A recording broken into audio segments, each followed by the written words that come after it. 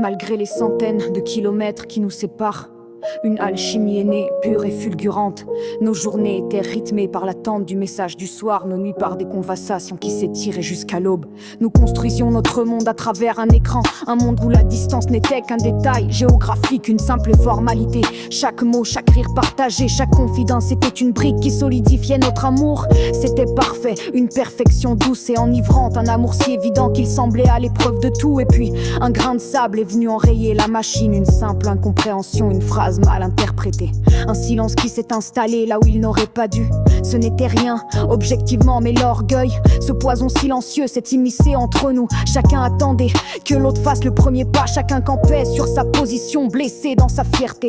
Le fil de notre communication s'est rompu. Le silence qui a suivi a été assourdissant. Les jours semblaient plus longs, les couleurs plus ternes. Ton nom sur mon téléphone n'apparaissait plus et chaque notification qui n'était pas toi était une petite déception. On se parlait presque plus. Quelques messages polis, impersonnels, comme deux étrangers qui se sont croisés un jour par hasard. Le nous si vibrant et si joyeux n'était plus qu'un souvenir douloureux. Un après-midi, après un long moment de ce vide glacial, l'un de nous a abordé le sujet. C'était comme si nous avions tous les deux atteint la limite de ce que nos cœurs pouvaient supporter. Et nous avons parlé vraiment pour la première fois depuis la rupture. Nous avons déposé les armes, les reproches ont laissé place au regret, la colère à la tristesse. En déroulant le fil des événements, la vérité nous a sauté aux yeux, simple et déconcertante. Ce n'était qu'un caprice, un stupide malentendu nourri par un manque de communication et une confiance fragilisée par la distance. Nous avions laissé nos peurs et notre fierté parler à notre place. À cet instant, quelque chose s'est débloqué, un rire nerveux a éclaté, suivi d'un soulagement immense. Cette flamme que nous croyions éteinte n'avait en fait jamais disparu.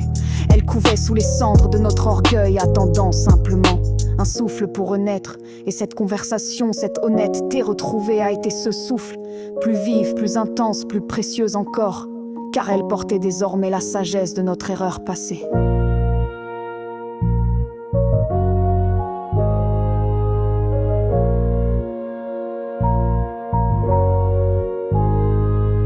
Aujourd'hui, les kilomètres sont toujours là, mais ils n'ont plus le même poids. Nous avons appris que la confiance n'est pas l'absence de doute, mais la force de les surmonter ensemble. La communication, ne pas tous dire, mais de savoir écouter.